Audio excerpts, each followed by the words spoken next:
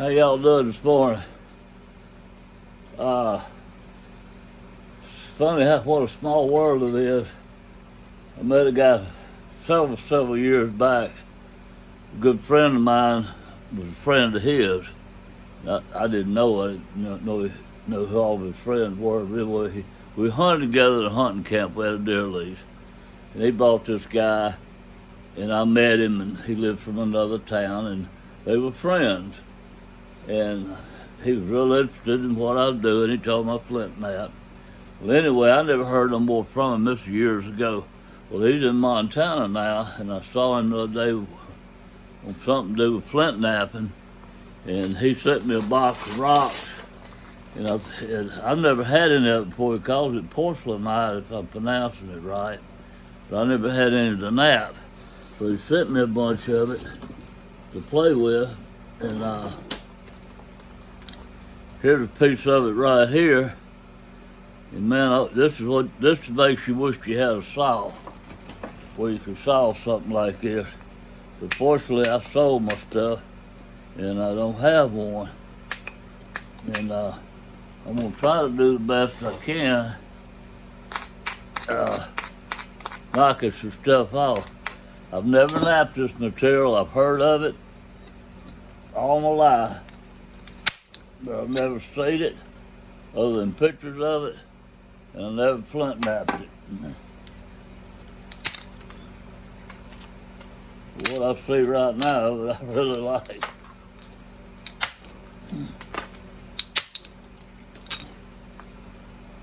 Wow. Look at the colors in this piece. And that edge is sharp as a razor blade. I don't think I've ever felt the edge that's sharper except for obsidian. My gosh, that's a sharp edge. I would like to try to get a big wide plate down through here, but I don't know if I'll be able to do it or not.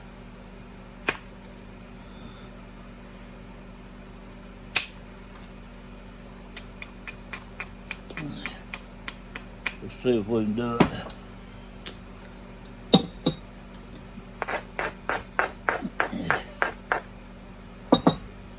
Anyway, this guy's name is Kelly Parks, if I'm pronouncing it right, P-A-R-K-S.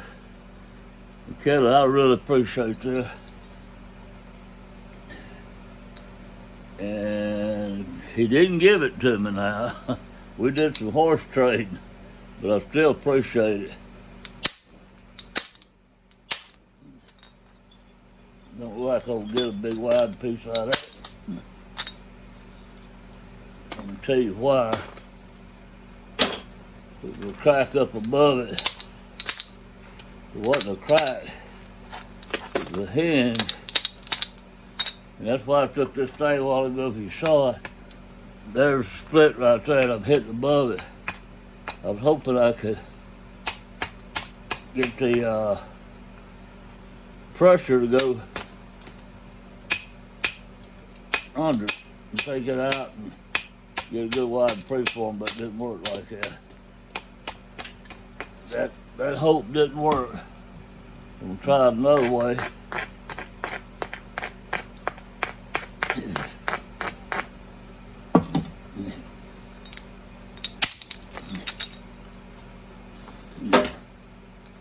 Getting some good narrow one.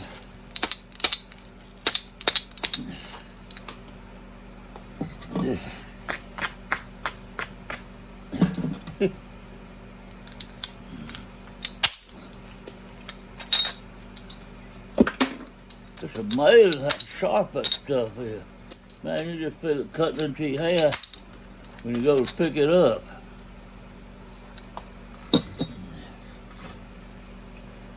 I was hoping I could get two big pieces out of this. I kind of split it in half. And I messed up to start out with.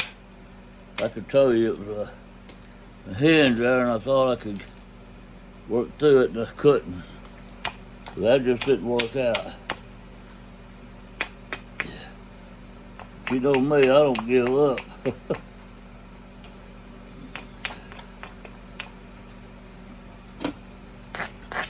And I told you if you saw my video yesterday, I said I hate to start naming people because I forget the names don't come up, but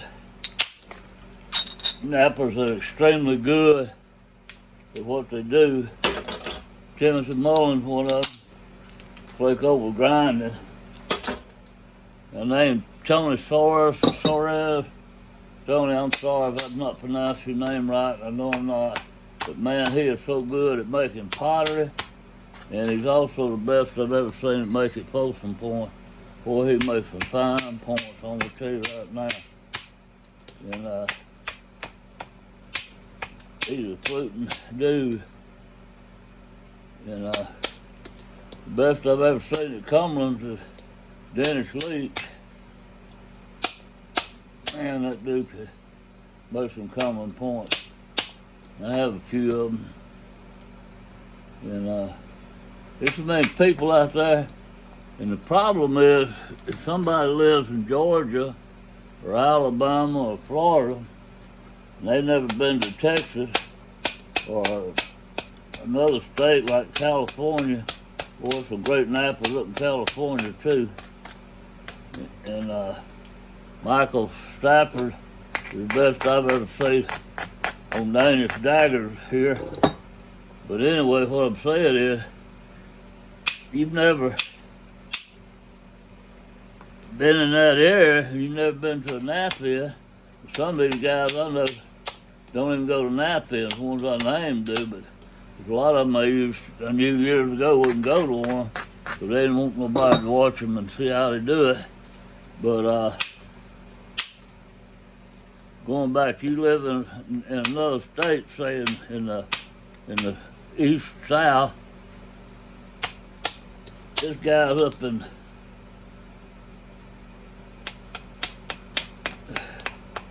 all over the place, California, Utah, Oregon. They're some of the most incredible nappers you have ever seen, with the sitting and different things like that. And then when you start grading nappers and say, well, they're so good, well, what are they good at? Maybe one does only frog napping's all he does. Maybe one does antlers, elbow style, and he could be the best I've ever seen. So, it's kind of hard to judge. You go start judging one, the best out there, some of the best, you need to know what category you're talking about. You're talking about fluting or flake over grinding or elbow work or what?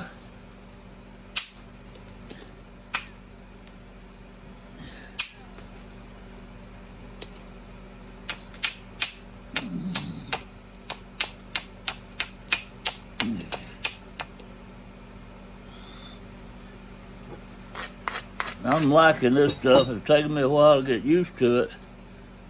On this one here, just what little bit I hit on it to learn what kind of platforms you need. I don't need that thing no more. And how hard to hit it. And look at that. Boy, that's working out good, isn't it? Wow.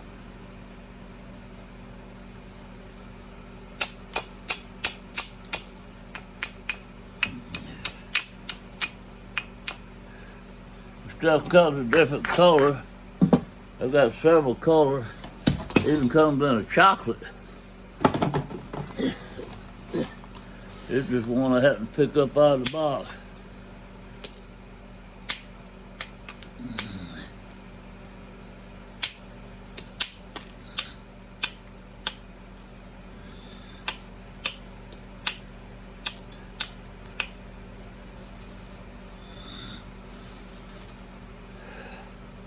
I wear this little sweater because it's wore out. And most times while working in my shop, I caught it on fire twice and sparks. It's made out of llama wool. and I actually watched them make it in Ecuador. I watched them make it. And I bought it after they finished and made it specially for me when I was in Ecuador. And it's supposed to be one of the warmest wools out there. I've had it for so long, it's so lightweight. I hate a heavy jacket. I can't stand something heavy on my shoulder. But man, it is so lightweight. And you would not think it would keep you warm at all. I promise you, it's the warmest thing I've ever had when it was new. I got so many stretch places in it now. Well, I caught it on stuff, and I was using a cutting torch one day, and a friend said, "You on fire?" And I looked out, I had several layers of clothes. It was flame coming up out of my arm over there, and I beat it out in time that it didn't burn me, but fortunately he saw it, because I was looking the other way. Time I would have known it would have been the time I felt the pain.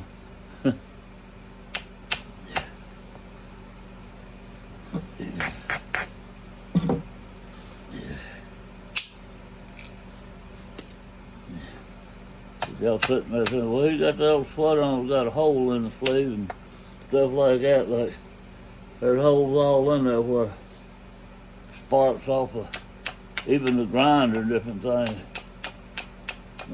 Caught it on something. I went through some briars with it one time. It snagged on every briar. I was trailing a deer friend of mine shot, and I was trying to help him find it.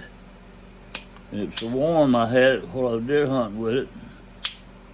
It's not ever something you will wear through a briar patch. Man, it will snag. That wool will catch off every little thorn out there.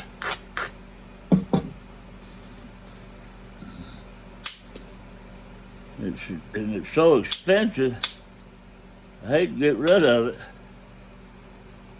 I mean, my gosh, the money I spent for it was amazing. Sit there and watched them make it, told them what size and everything.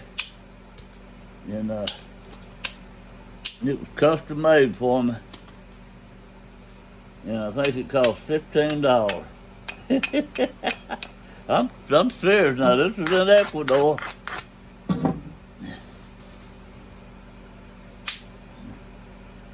This has been many, many years ago. I think they're about 25 now. If you're in Ecuador and you buy one. All right, I'm building a convexity ridge up here, and this is pretty flat. I really don't know how to get it out. And I'm being honest with you, because I thought I was doing everything I should be doing to get it out. It's just getting worse. I'm not used to this material, so I'm gonna try something else. Boy, I like this stuff. This stuff is something else. Go ahead and fall down there, buddy. Oh yeah. Just got to use a little steeper angle on it.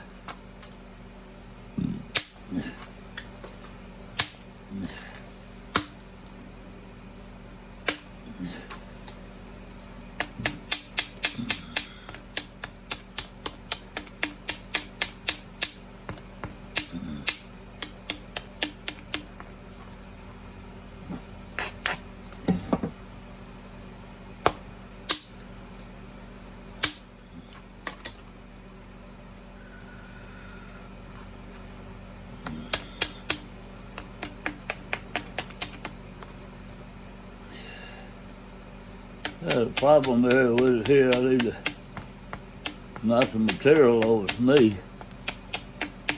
Something I done. I got a hinge over this side I need to get out. Right there. I'll try to come this way and get it out. But not being familiar with it and learning it on my first try, I don't know if I could run a flake that far or not. Try to run this flake from here to here.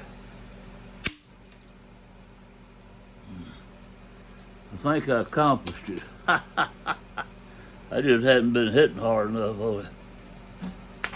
I come from left field.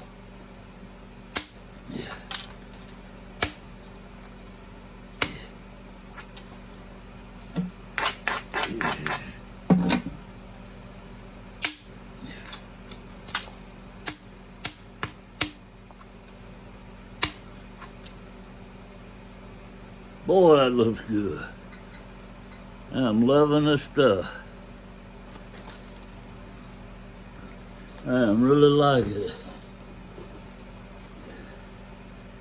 Kelly, if you ever want to make another trade, just holler.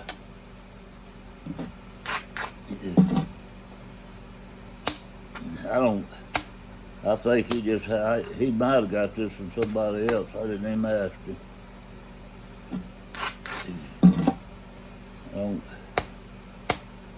I'm not sure if something he found himself or not.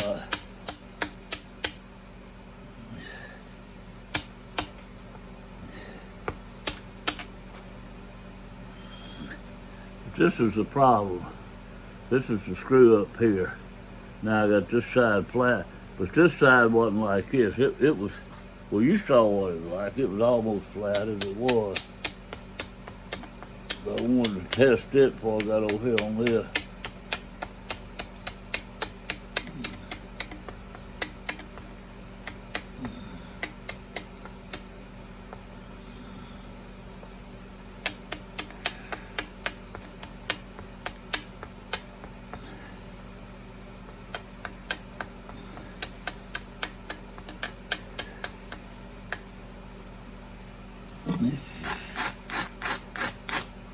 Alright, we're going to try coming this way with it. This piece went down through there.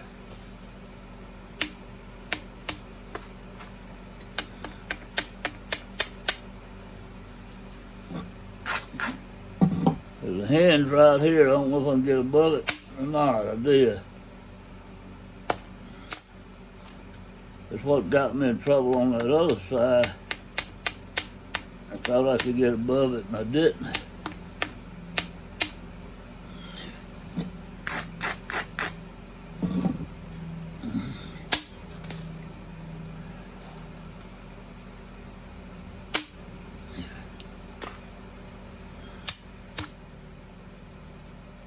Well, that side did real good.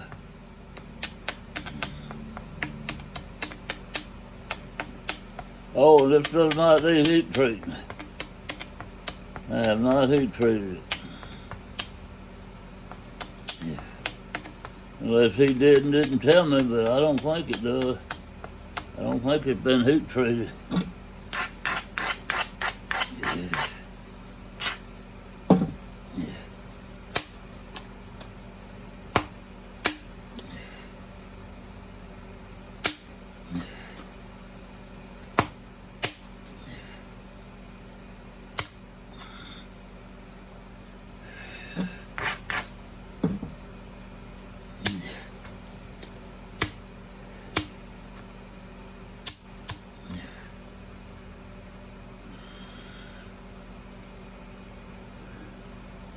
Pretty nice, ain't it? Pretty nice.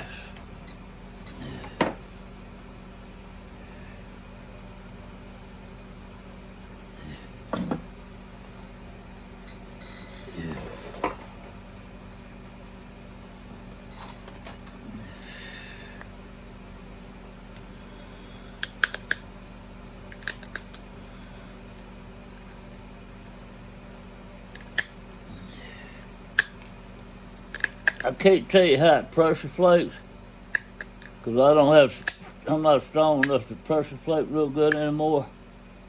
I've lost strength in my muscles from the illness I have, and that's why I do most percussion work. When you see me, all I'm doing is, all I ever finish is I ain't finishing my knife blade, but not making tight points like Dalton's and dovetails and turkey tails and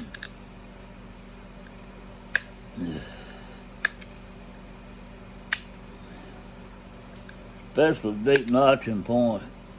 Boy, I used to make some beautiful law flakes when I was young. I'd have that dog leg notch in them, man. But I was strong enough I could push those tough flakes off through there. This looks like it was pressure flake pretty good. It feels like it, what I...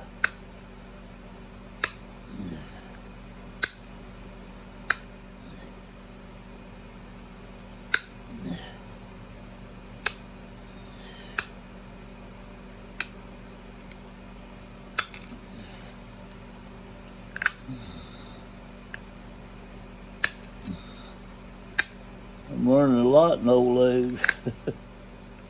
I didn't know a different type of arthritis. I thought all arthritis was the same. I don't know why I was that stupid, but I was. Never knew anybody really that had it. My grandmother had it, and her fingers was all crooked up, and couldn't hardly straighten them, and they hurt her. I thought that was all that was what happened. But the type I have is hurts your muscles too. Rheumatoid arthritis. Boy, arthritis is a tough dude. He can put a whooping on you sometime.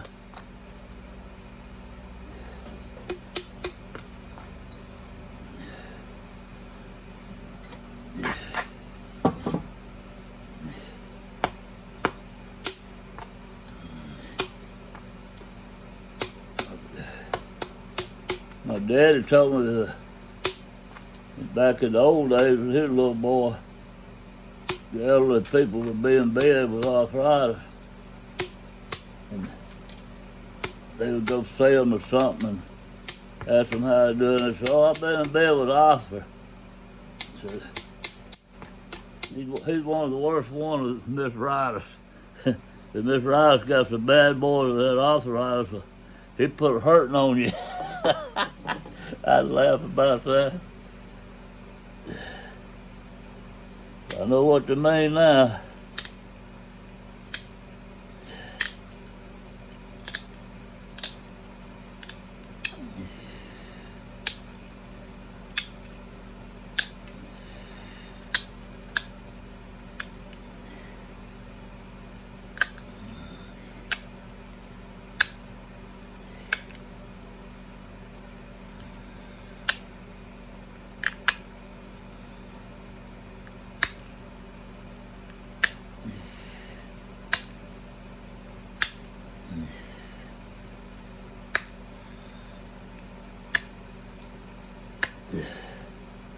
This guy from Alabama, I don't remember the town, it was real close to Milry, Alabama.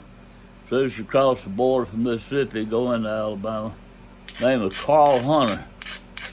And he went in, and I think, I might have all the story wrong, but I'm thinking I'm getting it right. He went in to have like shoulder surgery. And after they did the surgery, he died. He had a blood clot. That blood clot got him. But he's one of the best snappers I've ever seen. Using a towel saw. He made points and cut them out with a towel saw. And then he could put that convexity on with a towel saw. Now, it wasn't as smooth as diamond, but it didn't matter with him because he had a jig he made a pressure flake with. And boy, those things would be paper thin. And the prettiest flake patterns you ever seen. And hardly ever broke one using that jig. And my problem was, when you people like that,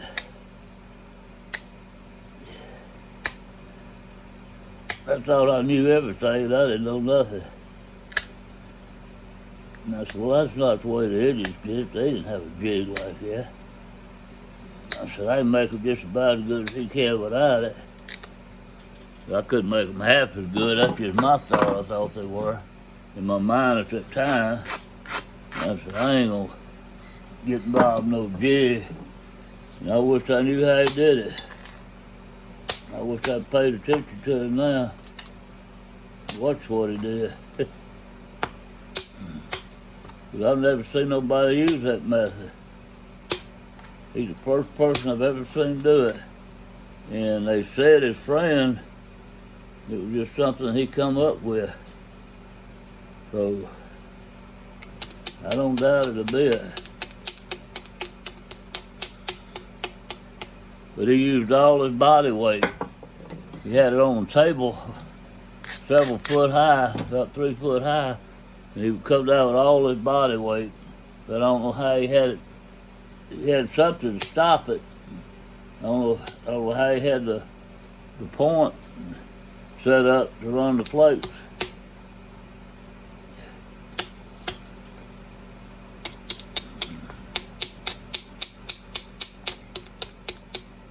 When I saw it, there was a bunch of us there, and I didn't know any of them but one. And he's one of the best knappers from Alabama I'd ever seen. And at that time, and I was wanting to watch him nap. And I was spending my time with him, and he was always showing other people what he was doing. It was just a short visit, and I just never did get a chance to see it. But I did get some of his work. When I look at it now, I'm just amazed at how thin it was and how pretty it was. For everything's been laid out with a towel saw. It blows my mind. Looks like flake over grinding. It was not. Well, it was using the towel saw.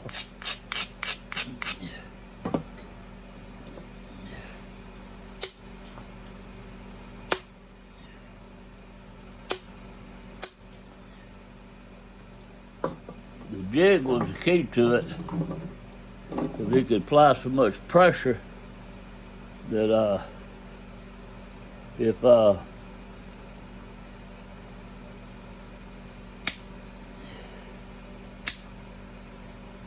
he had a problem area in there, he could push it out. The flakes would go right through it, is what I'm trying to say. It didn't have to be polished. You know, you get a sitting slab and it's polished, but it's still got the saw marks on it. You might not see them, but you look at them through a magnifying glass, you'll see them. And that's why those flake over grind coats will grind that with a diamond wheel, put that convection on it perfectly to grind it down. But he didn't need to do that the way he was doing it. If I think about it one day at the house, I think about it, I'll show you some pictures of the stuff. I'm telling you, this guy made some incredible big stuff, like this wide and long.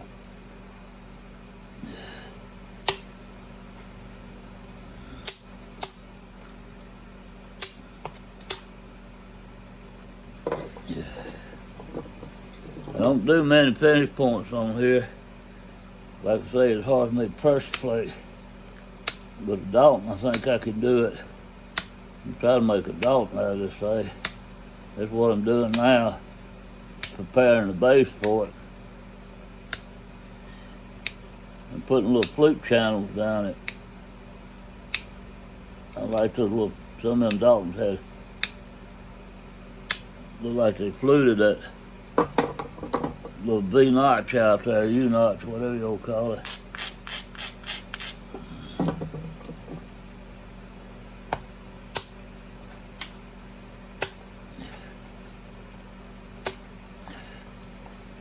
Like that.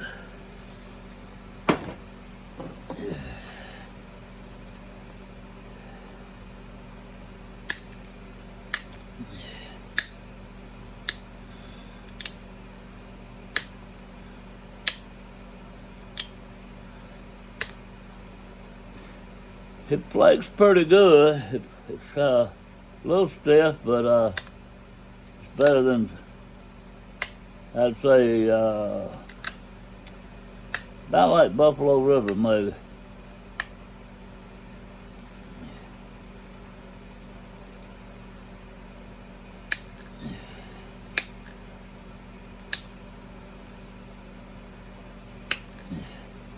Maybe Georgetown.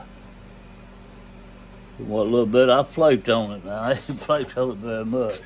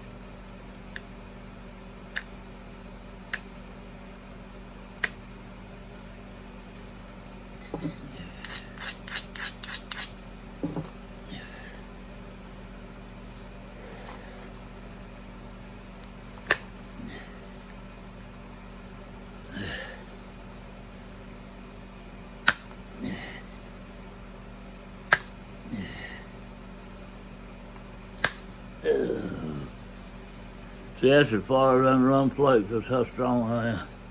Barely run them. And make my legs, you know, my legs will pull it off. I can't apply the pressure I need to apply with my hand before my legs take over.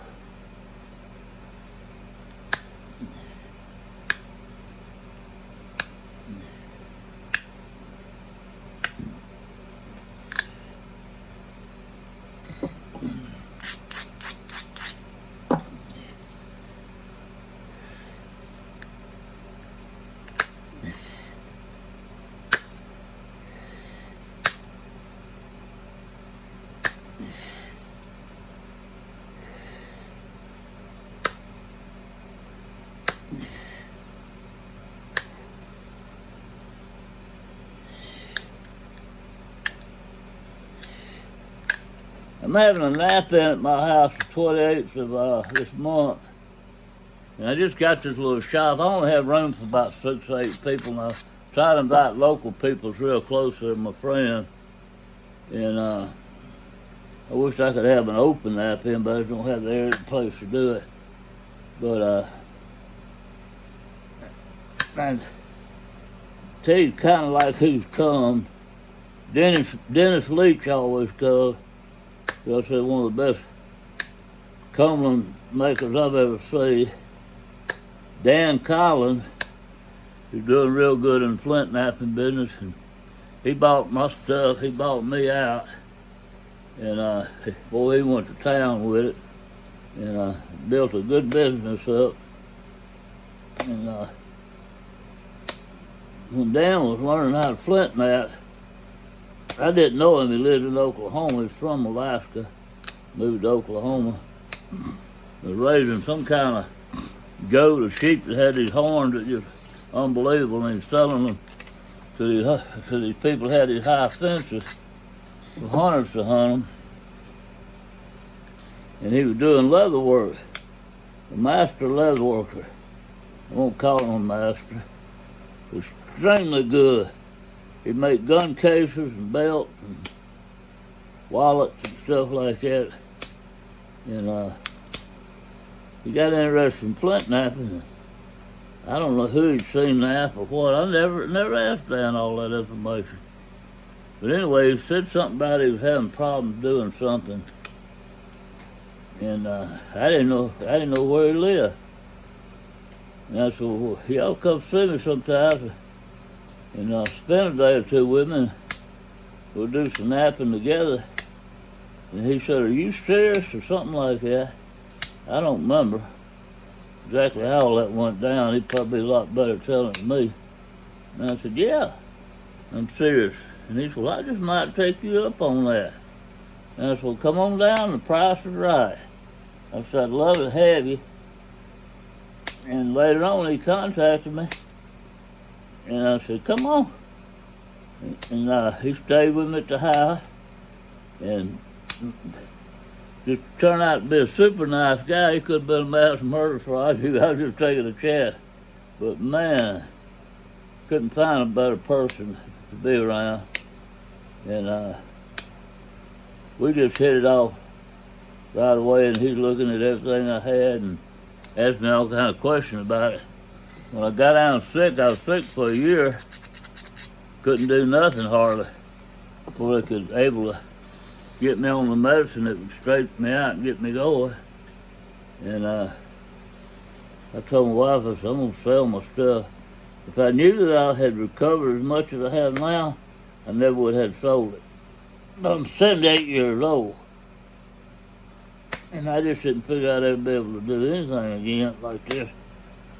So he was the first person to ask me about it. I put it on Facebook. Didn't even think he would be interested. And he said, yeah, he said, I want it. And he come and bought me out. And I told him all the rock people I knew that sold rocks and stuff like that, and who I was selling stuff to. And all I'm selling now is a little pre-form. I'm not selling any rocks, whole rocks. I'm not selling anything like that. I'm just selling pre-form.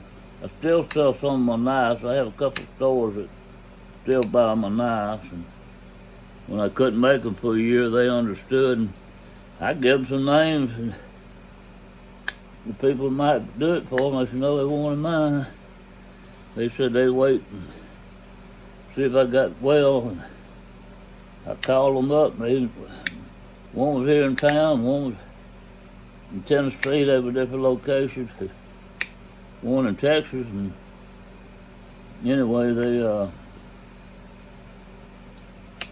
were excited that I was getting back in the business, and so I sold quite a bit of knives as soon as I started back. That's slowed down now because they got them plenty in stock.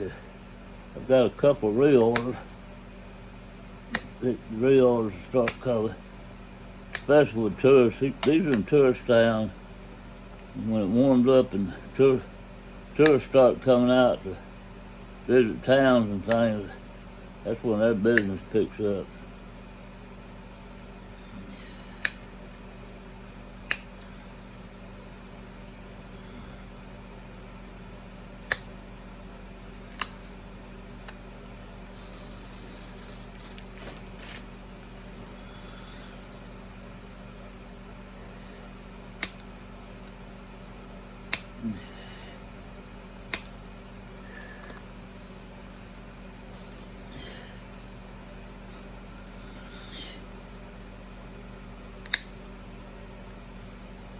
This ain't gonna be no super duper. Don't be see something off the charts here. Like I say, I have to struggle with pushing these flakes off. About like a 12-year-old kid trying to do this.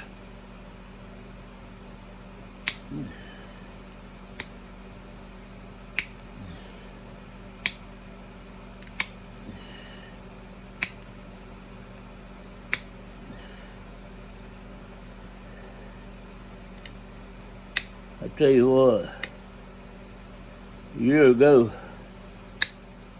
about a year ago and 2 months, I could have made something else out of this stuff, out of this piece right here.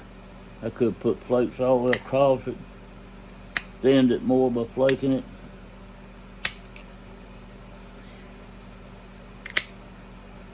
Woulda, coulda, and shoulda.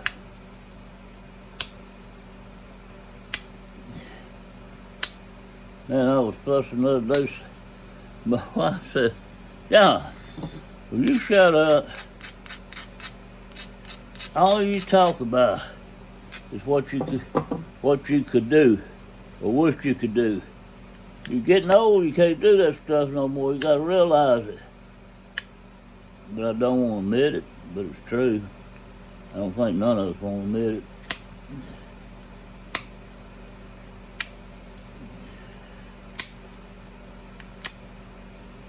Oh, back to my nap there. Dan Collins is coming. I'm pretty sure no,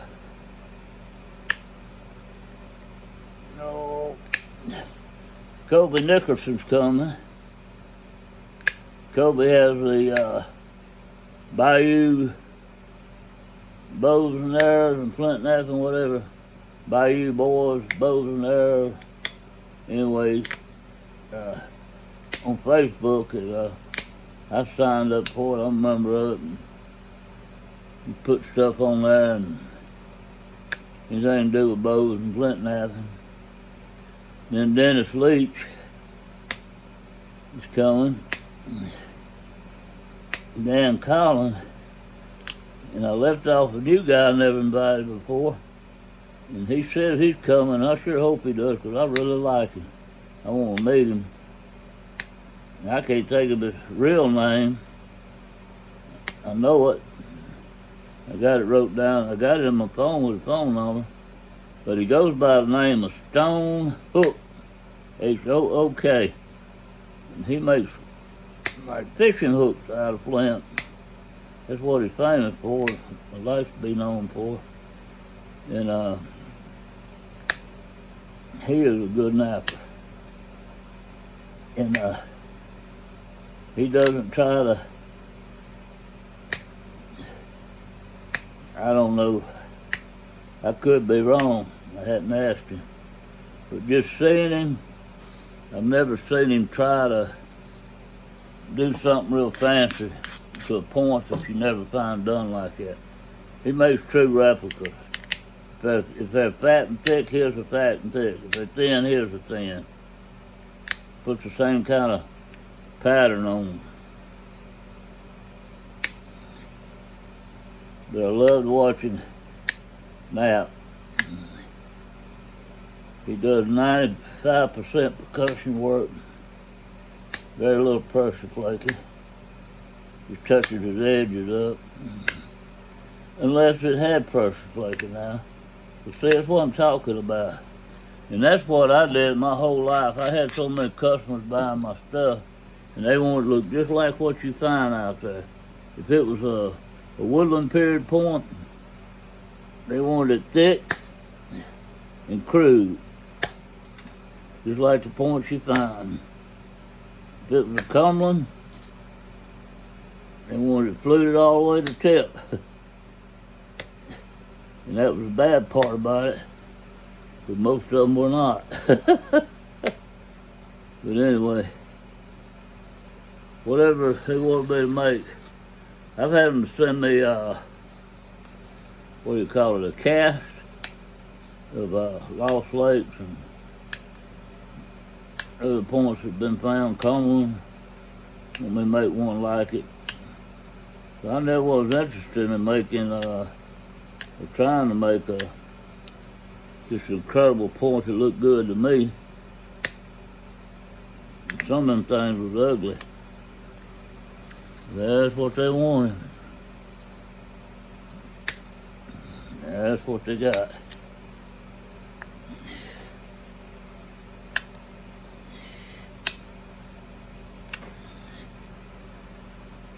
And they said they sold them as reproduction.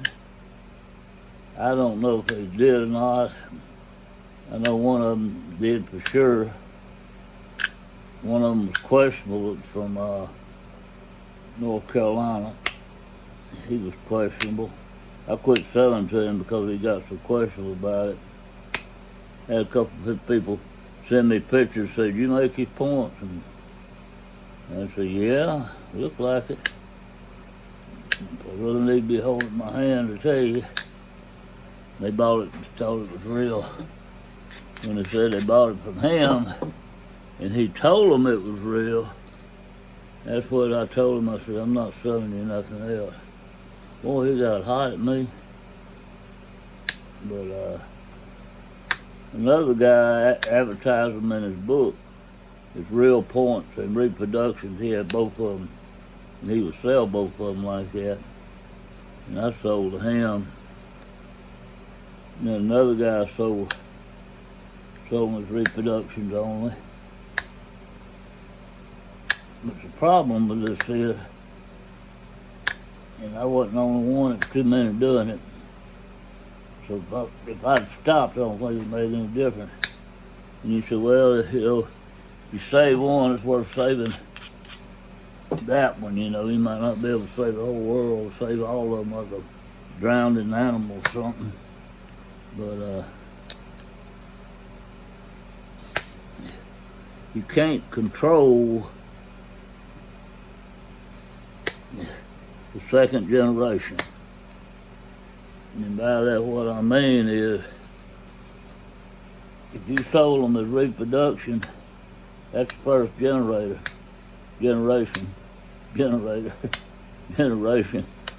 And if that guy sold them as reproduction, that's the second sale, the second generation at that point.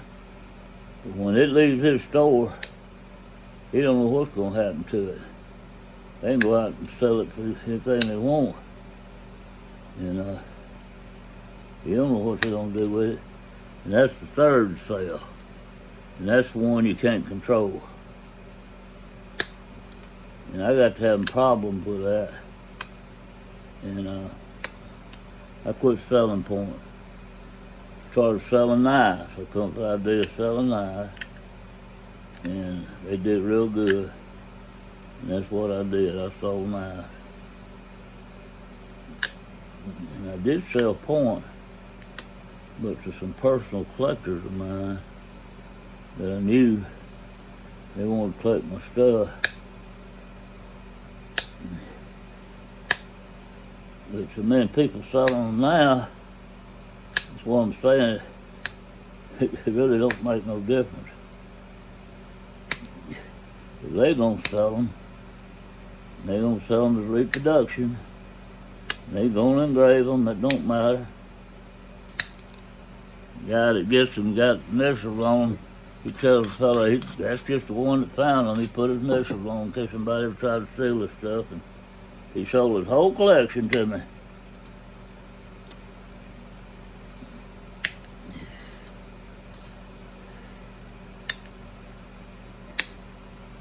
And another thing that got me, in Tennessee, I went to a brand new cafe that opened up. I never been in that town before, but I was only about 4 miles, about 4 miles,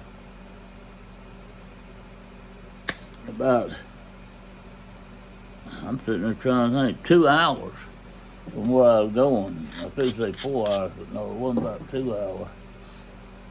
And I stopped at a brand new cafe, and I went in there, and I never seen anything like it. The man had a frame of Lost Lakes. Most of them made out of Dover. And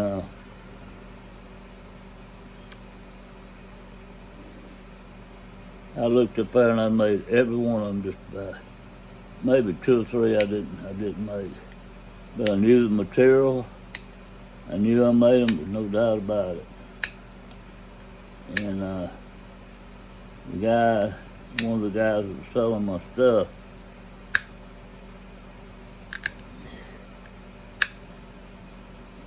I got that guy's business card. I didn't tell him I made them. I didn't want to start no trouble. But he told me they were all found in one big cache-like thing. And he bought them off a guy. And I went to the person I was selling to, asked if he knew anything about that guy. He said, no, he never heard of him, and I believe him. But he says, I bet you I know where he got them from. He said, I've been selling to a guy in Tennessee, and I found out he's selling all this stuff as original stuff. And he said, I deal with Civil War stuff and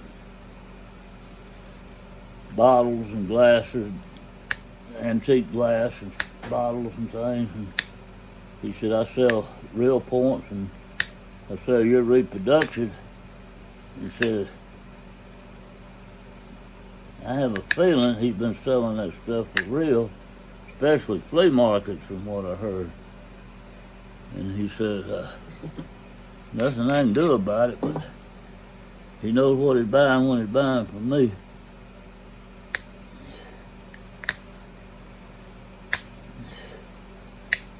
I said, well, you ought to go by there one day. Pretty good drive for him, I'd say it was a couple of hours. Look at that stuff and tell him it's not legit. And he said, I ain't going nowhere.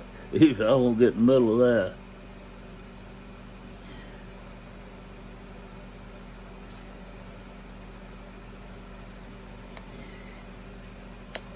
I got one little problem with this. I could get it out a long time ago. About a year and 2 months ago. But I ain't trouble at all. I'm trying to set it up. That's what's taking me so long to get it out right now. I got a hinge right there. I could persiflate that throwing out so easy. But I can't do it now. But I'm gonna try.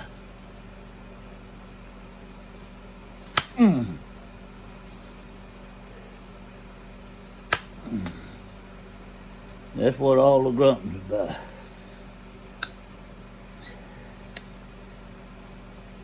I'm gonna grunt one more time. I lied.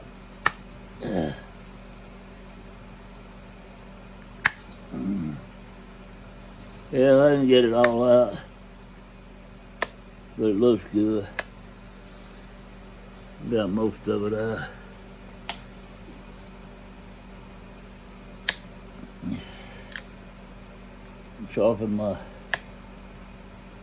Straighten my edge out down through here. I'll be done.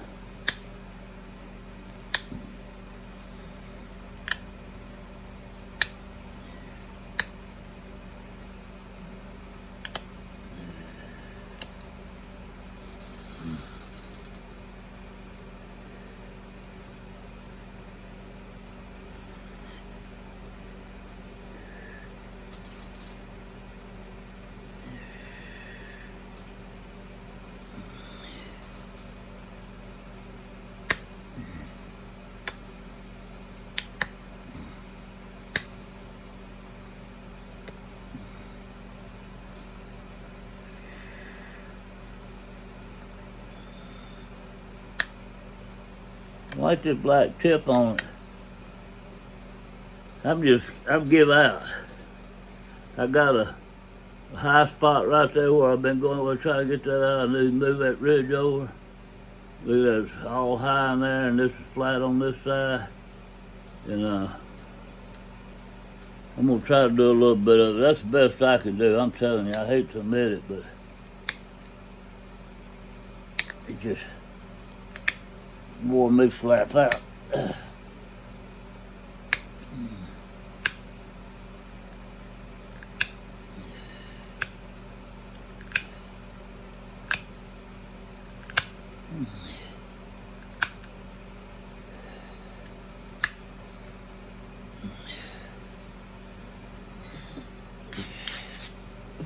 That helped a lot.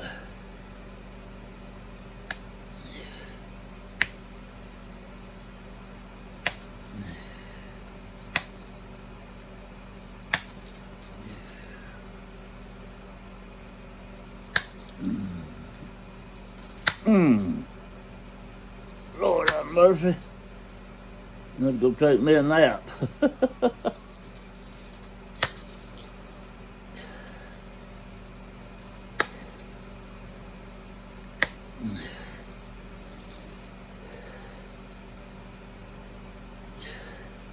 That helped a lot.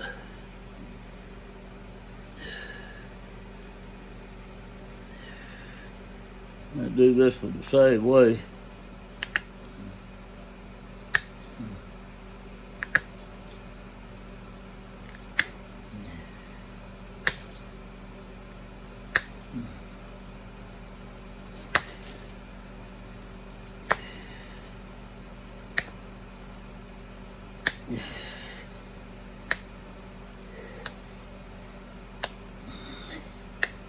And I'm pretty sure I said it, but to all of my friends out there, that some of the best flint knappers I've ever seen, I haven't named half of you, it's a couple of hundred of you, and I'll think of your name all day tomorrow, the next day or something, then when I get ready to mention I can't think of it for nothing.